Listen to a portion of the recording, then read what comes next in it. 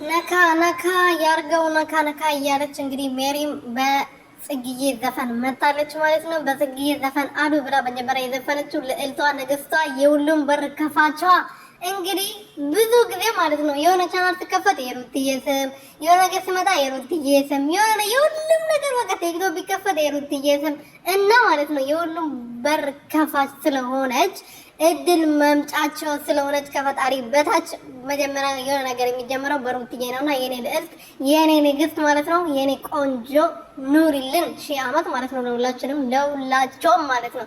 ሰላም ሰላም ቤተሰቦቼ እንዴት ናችሁልኝ? እኔ ያለው እግዚአብሔር ይመስገን። በያላችሁበት ሰላማችሁ በዝት ትርፍርፍ ይበልልኝ።